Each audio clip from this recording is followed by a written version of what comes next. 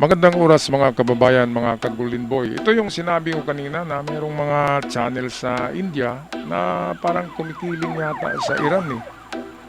Kasi ang kanilang ah, sinasabi dito sa balita ay parang palpak yata ang Amerika sa giyera kontra Iran.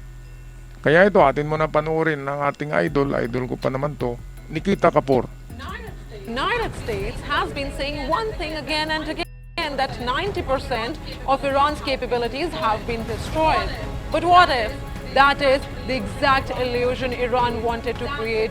That is exactly what Iran wanted the United States and the world to think. Ako, illusion lang daw ni Trump yung sinabi ni Trump na 90%. Wala na nga eh. Unang layer, Kamini and his associate. Wala na. Pangalawang layer, wala na. Yung anak niya, di ba? Pangatlong layer ngayon, mawawala na rin. Soon gone, sabi ni Trump. At wala na nga. Wala nang capabilities. Sumasabog na yung mga dipo nila ng missiles. Hindi lang Amerika ang umatake dyan eh. Hindi lang binabalita kung anong ginagawa ng Israel, napakatindi ang pangbubumba ng Israel. Kahit saan na naka-GPS na kasi yan eh, na mga underground tunnel ng Iran. Pinagbubumba. Kaya masara, kapag nasara na yung entrance, mahirapan nang lalabas yung mga truck na may daladalang mga ballistic missiles. Okay, so ito na nga, meron pa palang nagdududa sa Amerika eh. Itong channel na to, idol ko pa naman tong si Nikita Kapoor.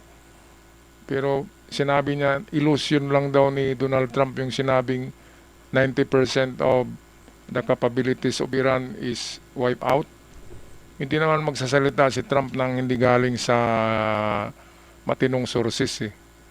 Ang problema nga lang ay mayroong autonomy pala yung 31 ka commands ng Iran na commander ay may kanya-kanyang pala yan, lugar kung saan kukuta sila doon at mayroon silang autonomy of command.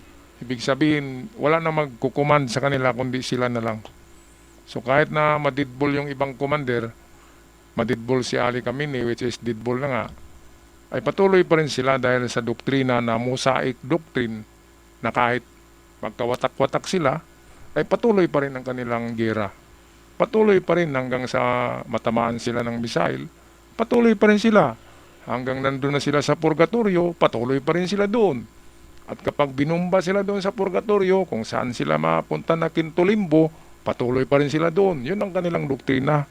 Walang katapusan. Kaya walang katapusan yung gulo dyan sa Iran. Kahit na tapos na silang lahat. Kahit wala na nga. Utak na lang nila yung gumagana na gera pa rin. Pero wala na eh. Wala na. Ngayong linggo na to, Lunes ngayon, tingnan natin sa Sabado. Wala na. Tapos na yan, mga kababayan. Experts are sounding the alarm. Experts are sounding the alarm. Iran may not be weakening, it may just be waiting to strike harder than ever before. Ang Iran daw ay is not weakening. Hindi daw weaken sa Tagalog. Hindi daw nanghihina ang Iran sa pagmubumba ng Israel at Amerikanong, hindi nanghihina. Wala na ngayong kanilang Supreme God eh. Tapos hindi pa nanghihina. Nanghihina na yan. Sobrang hina na. Ang iba dyan, may mga diaper na yan sa puwit eh. Nakatae na yan dahil sa mga takot ng pambubumba. Isipin nyo ang lakas ng shockwave ng mga bomba na yan, bunker buster palagi, hinuhulog ng Amerika. Ilalo na ngayon mamaya, papakita ko yung pag-reload ng mga bunker buster, ang dami-dami. 2,000 bunker buster pa lang dala ng Strata Fortress na ito yung B-52 Strata Fortress ng Amerika, isang napakalaking eroplano. At 2,000 ka GBU bunker buster bomb ang dala niyan. At kapag yan ay ihulog sa isang syudad ang 2,000, ay tapos ang buong syudad. So ito, idol ni Nikita Kapoor, idol pala niya ang Iran eh. This is the story of a calculated silence, a deceptive calm, and a possible final attack plan that could change the Final course of attack this plan that entire could war. change daw the course of this war. Ano bang ma-change? Kahit pa nga pagsamahin ng Russia at China, hindi nila matatalo ang Amerika kahit 3 pa sila, 4 pa sila kasama si Kim Jong-un. Hindi nila matatalo ang Amerika. Kaya kung sasabihin na could change the course of the war, sabi ni Kapoor, mukhang ang layo-layo yata sa katotohanan yan. Ngayon pa nga, wala na eh. Wala na, pilay, super pilay. Nandyan pa ang Israel. Hindi natin na-monitor ang Israel, palaging Amerika lang. Pero ang Israel patuloy na patuloy sa pag-liquidate ng mga natitirang opisyalis ng IRGC. Yan ang katotohanan yan. Days now, the United States of America has been claiming a major success. A dramatic drop in Iran's missile and drone attacks, it says. At first glance, that sounds like a victory, a sign that Iran is running out of firepower, running out of options. But what if that is exactly what Iran wants the world to believe? Iran wants the world to believe.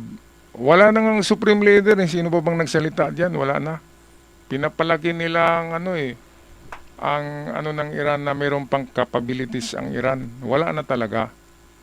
Si Trump na mismo ang nagsabi niyan at makikita naman talaga natin kung gaano kalakas ang Amerika at Israel. Israel nga lang ay pwede na yung magipagharap-harapan sa Iran. Pero dahil nandiyan ang Amerika, wala talaga. Para silang inapakan ng higanti ang Iran. Kaya ang akala ng Iran naabot ng 1 taon ng gira na to, pero hindi. 1 buwan lang yata, tapos na to. At matatapos na rin ang ating paghihirap sa mahal na mga bilihin dahil sa pangyayaring ito. Pero saan ba natin isisi yan? Yung pagmahal ng bilihin.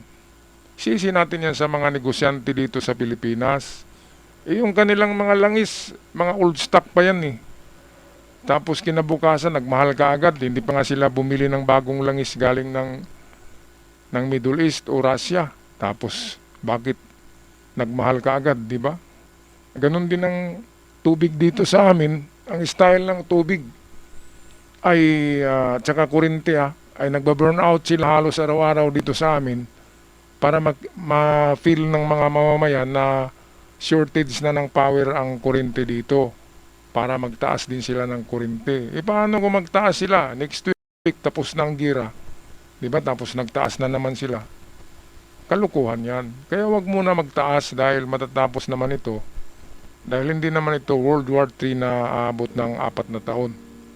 Mga kababayan, anong masasabi niyo dito sa ating balita na mayroon pa daw ang Iran capabilities na wasakin ng Amerika, atake daw, atakihin ang NATO, Europe, Amerika at mga kaalyansa nito. At mayroon pa daw napakalaking sorpresa. Sabi ko nga, baka napakalaking pagsabog ng kanilang puwit.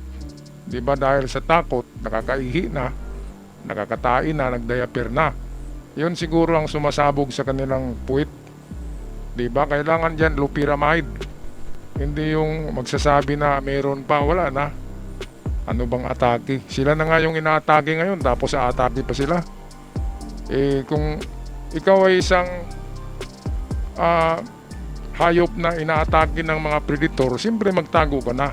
Alam nga naman na ang isang daga ay magipag-away sa isang layon. Kung nandiyan ang layon, takbuhan na lahat ng hayop sa safari. Dahil ang layon ng King of the Jungle. Nandiyan ang Amerika Yan ay undisputed naman talaga yan. Na naghawak sa dominance ng mundo. Okay, so ako'y magpaalam na mga kababayan, mga kagulinboy. Hanggang sa muli, ingat ang lahat at sa mga bago pa lamang sa channel, huwag kalimutan mag-subscribe. God bless us all at ingat ang lahat. Paalam.